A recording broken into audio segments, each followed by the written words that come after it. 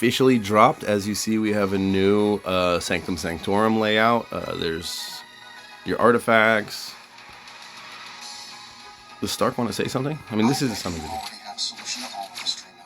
Of course not, Tony. Interesting. I have 12 solutions. Interesting. So that's cool. So we're here for what I was posting about yesterday, part 2 of our should you summon on Fantastic Four or should you summon on Loki. For the sake of argument and to do a thorough review here, I'm going to pull right now until I get this Loki highlight, right? I don't even care what it says. We just know that the highlights for the characters, the unique highlights, are always the best ones for them. So also on my way to get Loki, you will see I currently have, I need 24 times to obtain a 3-star hero. Now, to use the system in my favor, what I'm going to do is I'm going to use these 4 keys right here to pull on her. To try to get a 50-50 shot at an invisible woman, because I do want at least one more dupe of her. So we're going to use the Loki banner to try to get her. So let's get started. Again, if I do get a legendary, it resets my odds, right? So this plan only works if... Oh, cool. This plan only works if I do 4 pulls like this on Loki, then 4 pulls there, right? It's pretty cool. So that's 15, right? This is 15. Yeah, 15. 5 more here. So you get the legendary, right? So now what I'm going to quickly do is I'm going to back out. Now I'm going to pull 4 here, right? Because the details, again, these banners share the pity counter. So I'll do 4 here. Not there. 1, 2, 3. Alright, let's see what happens. So there's the legendary. Did we get Sue? Because that's what we want. We want Sue.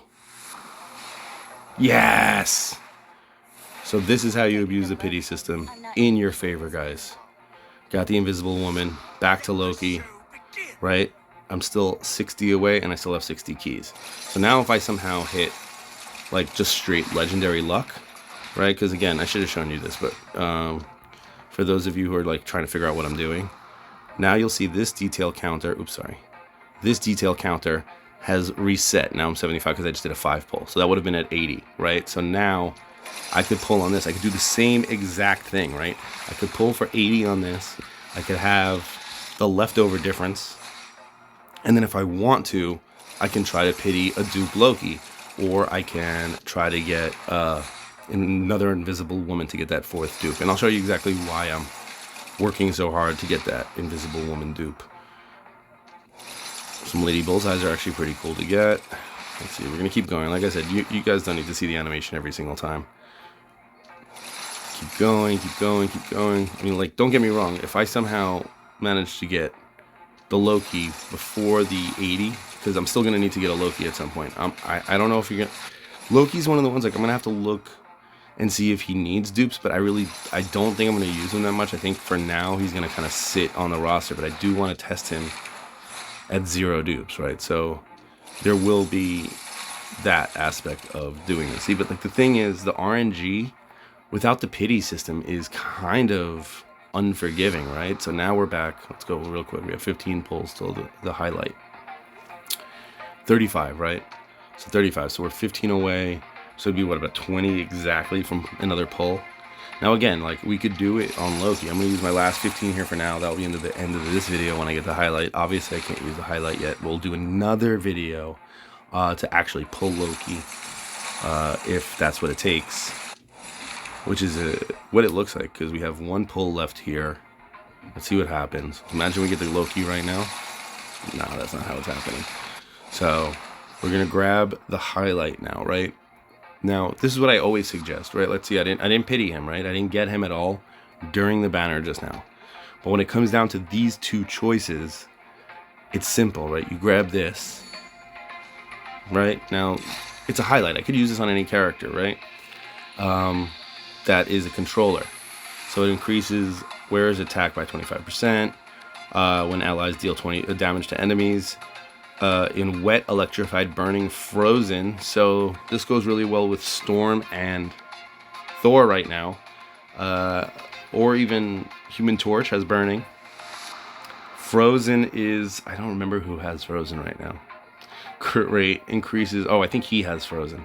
Crit rate increases by 10% additional effect when equipped by Loki. While transformed into Destroyer, Loki crit damages increased by 40%. So Loki can do some real damage on his own, it looks like. It's kind of almost a self-buff. We will probably pull for this Loki knowing how this channel goes. But for now, that's where we're stopping, right? We got the Invisible Woman dupe we wanted, so we did get to abuse the system in the way that I was trying to. And the reason for that is, as you'll see, now I have 2 leftover dupes, right? Now I was rocking this one just to have one of them, right? Major dilemma is that if you only have one, and I've said this in a previous video, if you only have one Invisible Woman dupe, this is the way to go right here. Mine 1. Full transparency triggers force shields, right? But now I have 3 dupes, right? So here's one would go into here. Attack increases by 15%. That's awesome. This is really where it comes into play. Allied Invisible Woman, Mr. Fantastic, Human Torch, and the Thing all deal 30% extra damage to enemies infected by Invisible Aftermath, which, as you might already know, she applies with her debuff. Invisible Aftermath increases ultimate move damage by 46%, which is crazy, right? Because that makes Mr. Fantastic's ball bounce do more damage. It makes things ultimate do more damage. It makes anybody on your team do more damage. So again, but that's an Invisible Woman to the Fantastic Four thing, right? And then they all have this Fantastic Forever, right? So for at the moment, I still think if you're investing in Fantastic Four, it's probably the way to go. Excuse me. I think Loki, to be honest with you, his kit, while very interesting, kind of looks like he's unpredictable, especially if you're an autoplay type of person. But again, like the leaderboard now, okay, let's open Bifrost Brawl. I don't remember where I ended. I don't know if I got top 200. I was like in the 180 something before reset, and I didn't get the prize out. So I don't know if the prize outs for Bifrost Brawl are still coming, or if I just didn't land in the top 200. But if we look at Bifrost Brawl now really quick, like it just reset, right? So that means that like anybody who's played, I'm still using the same defensive lineup. The leaderboards currently have Juggernaut, which is like impressive. And somebody in my other video commented that they've been using Juggernaut, Emma, and somebody else, and that it's been a pretty unstoppable team. So it's nice to see that with the battle, like maybe there's a little bit of balance finally panning itself out, and like people are finding teams that are really good counters to the Fantastic Four. But the real problem with me, for me, with the Fantastic Four, and why I consider them to be so meta, not even that big a fan. Excuse me.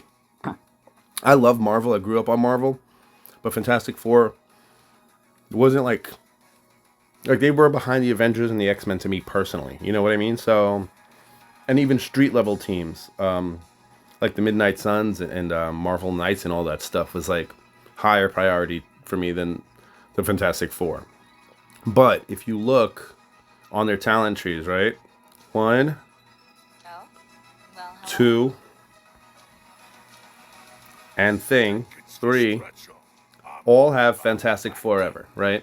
If you have 2 members of the Fantastic Four on your team, you're getting a 12% attack and defense increase respectively. 3 times, because all 3 of them have it. You know what I mean? So you're getting a 36% increase, right? The closest thing you have to that, right, is if, let's say you ran a double, what was I gonna say? Controller team, right? I believe one of these has like, which one is it? This one with the dog on it. Yeah. All allied defenders get plus 12%, and allied fighters get 12%. But that's not every member on your team gets 12 to defense and 12 to attack, and that's only one time, right? So if you put this on 2 controllers, you can get 24 and 24. But your other controllers are getting nothing from it. You're just boosting 1 defender or 1 attacker, right? So with the what the Fantastic Four are doing in their passives is absolutely broken. Hopefully there will be some bouts. I don't know if you guys are using Loki yet. If you've tested him out, that will be part 3. We'll be testing Loki himself. Once I pull him, we'll do another summon. We'll pull him, and we'll test him out. But what are you guys doing? What do you currently think is the meta? What have you been using? Are you using Fantastic Four? Are you using Loki? And what do you think is the strongest counter to everything currently coming out? I hope you guys are enjoying the new update. And do you think there's enough content to keep the game alive? See you guys soon.